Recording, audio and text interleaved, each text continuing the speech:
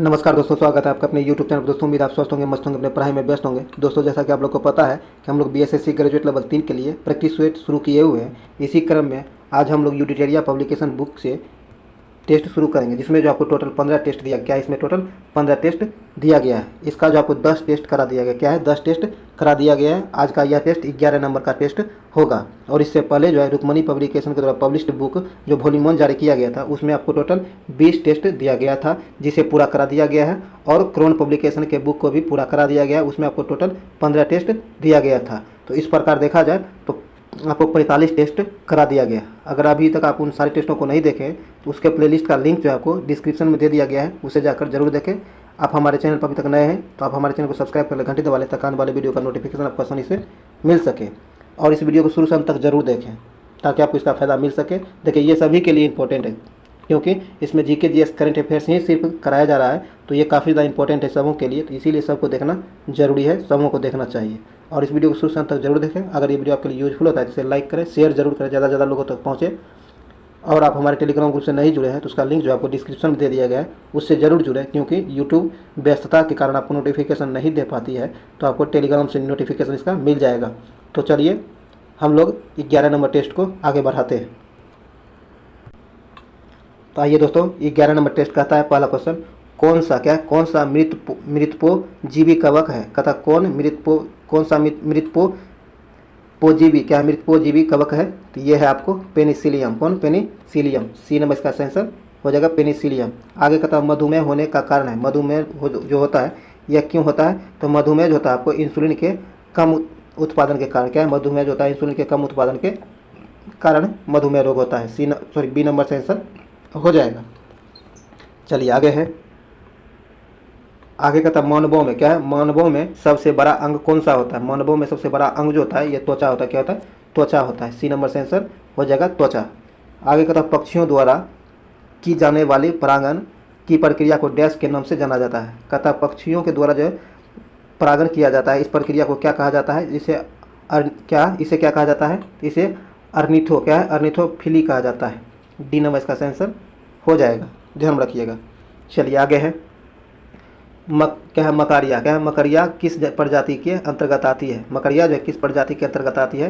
तो आपको अर्थोपोडा के अंतर्गत आता है। किसके, अर्थोपोडा के अंतर्गत आता है। डी नंबर से आंसर हो जाएगा। आगे कहता है मोन्ड्यूला, क्या है मेडुला ऑब्लांगेटा निम्नलिखित में से किस अंग का हिस्सा है। तो यह जो आपको मस्तिष्क का हिस्सा है। क्या मस्तिष्क का हिस्सा है। बी नंबर से आंसर हो जाएगा, मस्तिष्क का हिस्सा है। चलिए आगे है, कहता है बैक्टीरिया, क्या है बैक्टीरिया की खोज किसके द्वारा की गई थी। बैक्टीरिया जो है इसकी खोज ल्यूवेनहॉक के द्वारा किया गया था। किसके द्वारा, ल्यूवेनहॉक के द्वारा किया गया था। ए नंबर से आंसर हो जाएगा।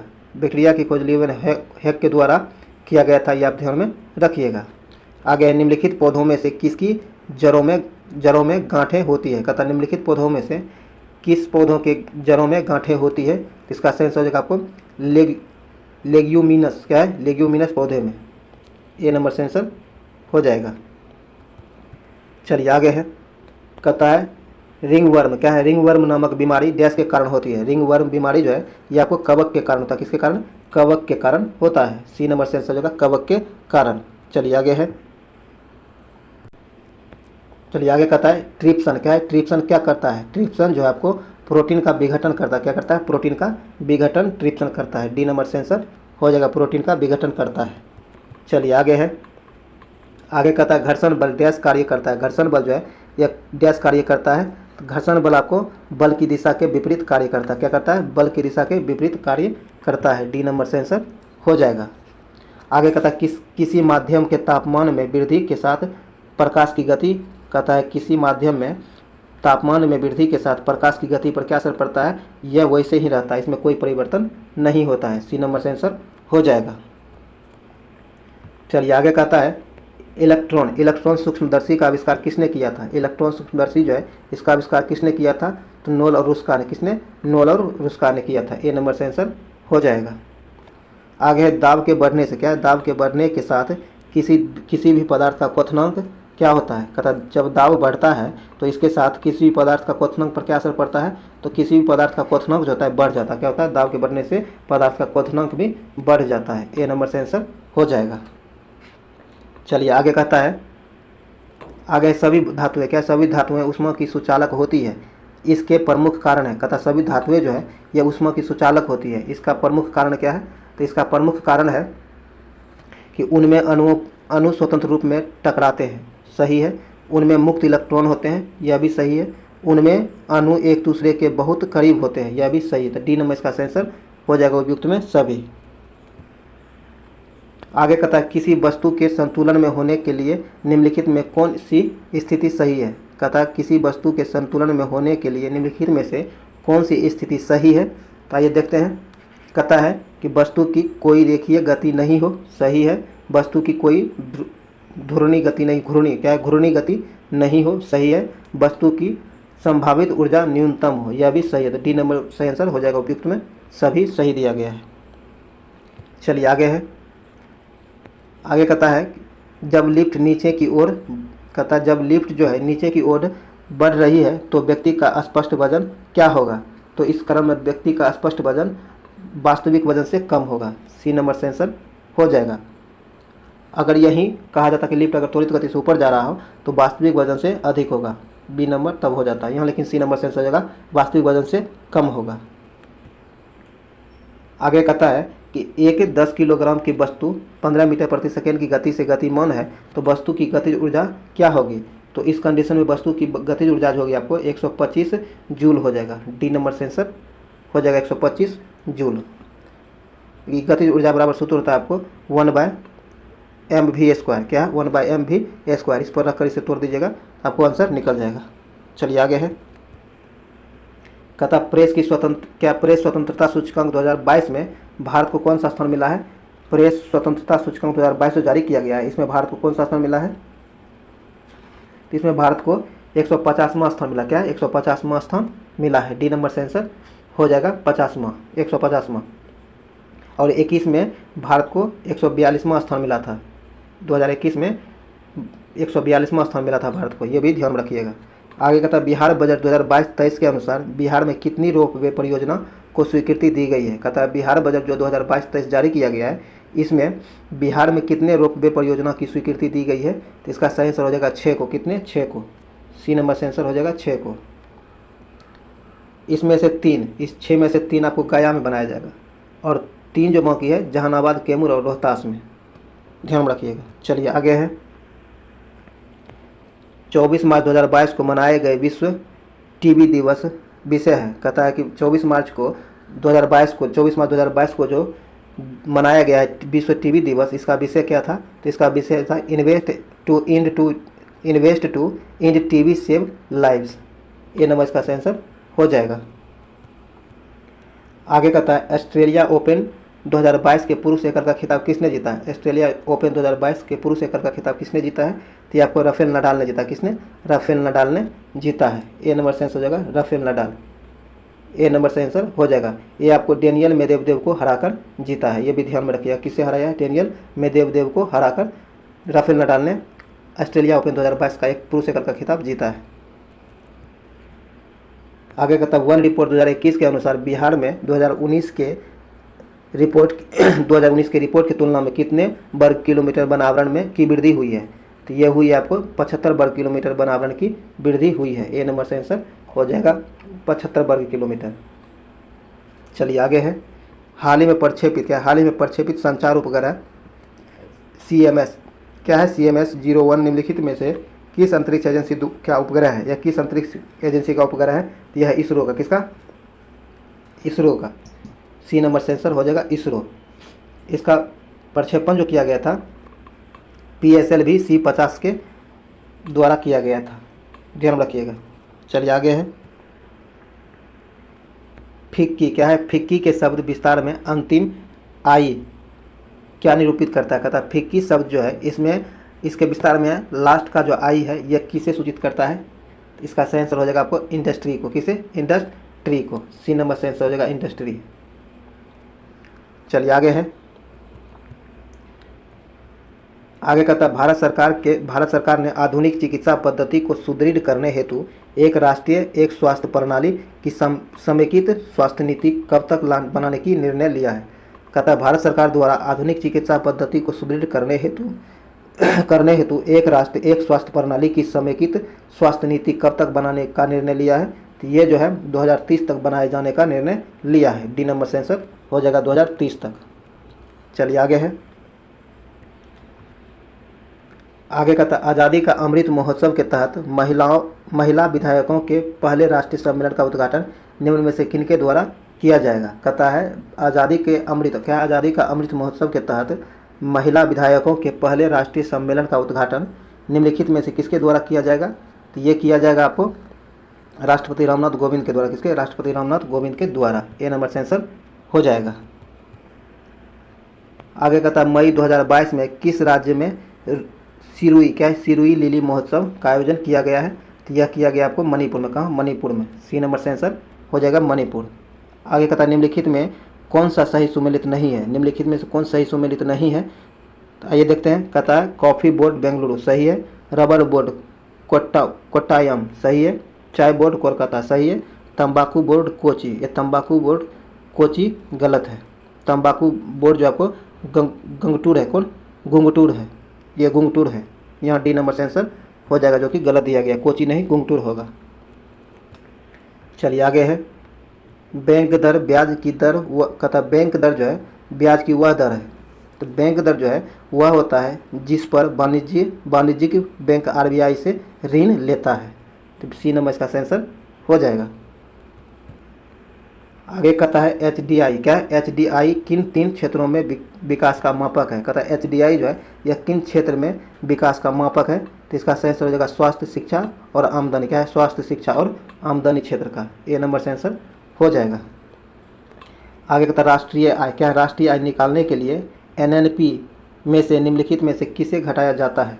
तो इसे अप्रत्यक्ष कर को घटाया जाता है। क्या? वो प्रत्यक्ष कर को घटाया जाता है। ए नंबर से आंसर हो जाएगा अप्रत्यक्ष कर। चलिए आगे है, चलिए आइए आगे कहता है सिंधु घाटी क्या है? सिंधु घाटी में सीसा का आयात कहाँ से किया जाता था? सिंधु काल जो है, सिंधु काल में सीसा का आयात कहाँ से किया जाता था? ये आपको ईरान से किया जाता था। कहाँ से? ईरान से किया जाता था, ध्यान रखिएगा, ईरान से।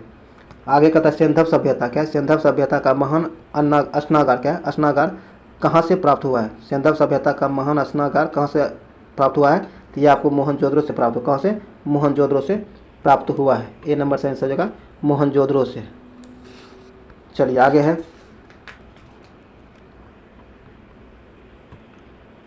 आगे कहता है गायत्री मंत्र किस पुस्तक में मिलता है? गायत्री मंत्र जो है ये आपको ऋग्वेद में मिलता है। किसमें? ऋग्वेद में मिलता है। बी नंबर से आंसर हो जाएगा ऋग्वेद में। आगे कहता है निम्नलिखित में से किसने दिल्ली को सल्तनत की राजधानी के रूप में स्थापित किया था? कहता है निम्नलिखित में से किसने दिल्ली को सल्तनत की राजधानी के रूप में स्थापित किया था? तो ये इल्तुतमिश ने किया था। किसने? इल्तुतमिश ने किया था। सी नंबर से आंसर हो जाएगा इल्तुतमिश। आगे है विजयनगर साम्राज्य क्या है? विजयनगर साम्राज्य की वित्तीय व्यवस्था की मुख्य विशेषता क्या थी? तो इसकी वित्तीय व्यवस्था की मुख्य विशेषता जो थी भू राजस्व थी। क्या थी? भू राजस्व थी। सी नंबर से आंसर हो जाएगा भू राजस्व।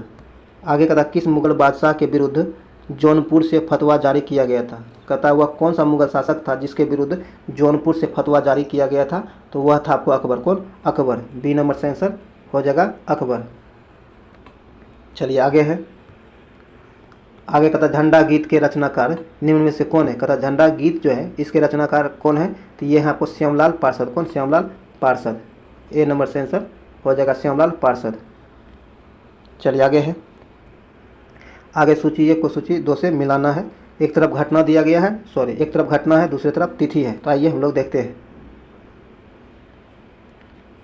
ये रोलेक्ट एक्ट कब घटित हुआ है? तो रोलेक्ट एक्ट आपको 18 मार्च कब? 18 मार्च 1919 को घटा था। तो ये 1 से मिल जाएगा। और रोलेक्ट सत्याग्रह क्या है? रोलेक्ट सत्याग्रह आपको 6 अप्रैल 1919 को हुआ था। तो ये 20 से मिल जाएगा। और आपको भारतीय राष्ट्रीय कांग्रेस का अमृतसर अधिवेशन, भारतीय राष्ट्रीय कांग्रेस का अमृतसर अधिवेशन जो था ये कब हुआ था? तो आपको 2 दिसंबर 1919 को। कब? 2 दिसंबर 1919 को हुआ था। तो ये डी से मिल जाएगा, 4 से मिल जाएगा। जलियांवाला बाग हत्याकांड आपको 13 अप्रैल 1919 से मिल जाएगा। तो इस प्रकार से आंसर हो जाएगा 1 2 4 3, 1 2 4 3। डी नंबर इसका आंसर हो जाएगा 1 2 4 3। डी नंबर इसका आंसर हो जाएगा। ये सारे डेट अब ध्यान रखिएगा क्योंकि एग्जाम में बहुत बार पूछा भी गया है। आगे कहता निम्नलिखित में से किसने भारत छोड़ो आंदोलन के दौरान जेल से फरार होकर भूमिगत गतिविधियों को संगठित किया था। कहता हुआ कौन है जो भारत छोड़ो आंदोलन के दौरान जेल से भागकर भूमिगत गतिविधियों को संगठित किया था। तो ये है आपको जयप्रकाश नारायण। कौन? जयप्रकाश नारायण। बी नंबर इसका आंसर हो जाएगा जयप्रकाश नारायण। आगे कहता है स्वराज पार्टी का गठन किस आंदोलन की असफलता के बाद हुआ है। स्वराज पार्टी का गठन जो हुआ था यह किस आंदोलन की असफलता के बाद हुआ है। तो ये जो आपको वो सहयोग क्या है, वो सहयोग आंदोलन के सफलता के बाद किया गया था। ए नंबर से आंसर हो जाएगा। स्वराज पार्टी का गठन आपको मार्च 1923 में किया गया था। कब? 1923 में मोतीलाल नेहरू और CR दास के द्वारा इसकी स्थापना किया गया था। ध्यान रखिएगा। चलिए आगे है। आगे का निम्नलिखित में से कौन सा मिलान सही नहीं है। निम्नलिखित में से कौन सा मिलान सही नहीं है। जो मिलान सही नहीं है वह आपको आइए देखते हैं। कहता है नागार्जुन परियोजना। क्या है? नागार्जुन परियोजना कृष्णा नदी से संबंधित है, सही है। बगलीहार परियोजना चिनाब नदी से, यह भी सही है। रंजीत सागर बांध रावी नदी से, यह भी सही है। टिहरी बांध परियोजना गंगा नदी, यह गलत है। टिहरी बांध परियोजना गंगा नदी से संबंधित नहीं है, बल्कि यह भागीरथी से संबंधित है। किससे? भागीरथी नदी से संबंधित है। तो डी नंबर यहाँ से आंसर हो जाएगा। आगे कहता केंद्रीय शुल्क बोर्ड की स्थापना कब की गई है। केंद्रीय शुल्क बोर्ड जो है इसकी स्थापना कब की गई है। तो इसकी स्थापना 1949 में किया गया था। कब? 1949 में किया गया था। बी नंबर इसका आंसर हो जाएगा 1949 में। चलिए आगे है। कहता निम्नलिखित में से कौन सी नदी ब्रह्मपुत्र नदी की सहायक नदी नहीं है। कहता निम्नलिखित नदियों में से वह कौन सी नदी है जो ब्रह्मपुत्र की सहायक नदी नहीं है। जो नहीं है वो है ब्रह्मणी। कौन? ब्रह्मणी। डी नंबर से आंसर हो जाएगा। ब्रह्मणी नदी जो है आपको ब्रह्मपुत्र की सहायक नदी नहीं है। मौकी मानस, सुबन, सीरी और कामेर ये तीनों ब्रह्मपुत्र की सहायक नदियाँ हैं। डी नंबर से आंसर हो जाएगा जो ब्रह्मणी ब्रह्मपुत्र की सहायक नदी नहीं है। आगे कहता निम्नलिखित में से कौन सा देश मकर रेखा पर स्थित नहीं है। कहता वो निम्न में वो कौन सा देश है जो मकर रेखा पर स्थित नहीं है। ये आपको उरुग्वे। कौन? उरुग्वे जो आपको मकर रेखा पर स्थित नहीं है। डी नंबर से आंसर हो जाएगा। उरुग्वे मकर रेखा पर स्थित नहीं है। बाकी चिली, ब्राज़ील और प्रागवे ये सारे मकर रेखा पर स्थित है। डी नंबर यहाँ से आंसर हो जाएगा उरुग्वे। आगे कहता भिलाई इस्पात संयंत्र की स्थापना कब की गई है। भिलाई इस्पात संयंत्र जो है इसकी स्थापना कब की गई है। तो इसकी स्थापना आपको 1955 में किया गया था। कब? 1955 में किया गया था। ए नंबर से आंसर हो जाएगा 1955 में। आगे कहता है रजत क्रांति निम्नलिखित में से किसके उत्पादन से संबंधित है। रजत क्रांति जो है यह किसके उत्पादन से संबंधित है। तो यह आपको अंडा उत्पादन से संबंधित है। किससे? अंडा उत्पादन से संबंधित है। ए नंबर से आंसर हो जाएगा अंडा उत्पादन से। आगे कहता निम्नलिखित में से कौन अटलांटिक महासागर की ठंडी जलधारा है। कहता निम्नलिखित में से कौन अटलांटिक महासागर की ठंडी जलधारा है। तो ये है आपको बेंगुएला की जलधारा। क्या है? बेंगुएला की जलधारा। डी नंबर इसका आंसर हो जाएगा। चलिए आगे है। आगे कहता निम्नलिखित में से किस वायुमंडल परत को संवहन मंडल भी कहा जाता है। कहता निम्नलिखित में से किस वायुमंडल परत को संवहन मंडल भी कहा जाता है। तो ये कहा जाता है क्षोभ मंडल को। किसे? क्षोभ मंडल को संवहन मंडल के नाम से भी जाना जाता है। ए नंबर से आंसर हो जाएगा क्षोभ मंडल को।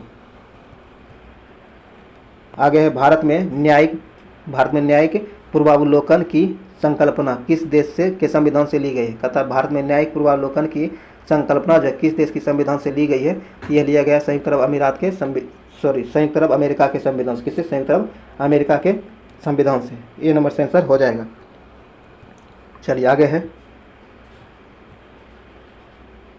भारत में सर्वप्रथम किस प्रधानमंत्री के मंत्रिपरिषद के विरुद्ध अविश्वास प्रस्ताव लाया गया था। कहता है भारत के वो कौन पहले प्रधानमंत्री थे जिसके विरुद्ध प्रथम बार मंत्रिपरिषद के विरुद्ध वो अविश्वास प्रस्ताव लाया गया था। तो ये थे आपको पंडित जवाहरलाल नेहरू। कौन? पंडित जवाहरलाल नेहरू। ए नंबर से आंसर हो जाएगा। चलिए आगे है। नागरिकता क्या है? नागरिकता संशोधन अधिनियम भारत के संविधान के निम्नलिखित में से किस भाग के अंतर्गत आता है। तो यह आता है भाग 2 के अंतर्गत। किसके? भाग 2 के अंतर्गत आता है। बी नंबर से आंसर हो जाएगा। आगे किस संविधान संशोधन अधिनियम द्वारा 6 से 18 वर्ष के बच्चों को निःशुल्क और अनिवार्य शिक्षा प्रावधान किया गया है। तो यह किया गया आपको अनुच्छेद क्या है संविधान संशोधन 86वां संविधान संशोधन 2002 के द्वारा, ये संविधान संशोधन 2002 में हुआ था, ध्यान रखिएगा। चलिए आगे है,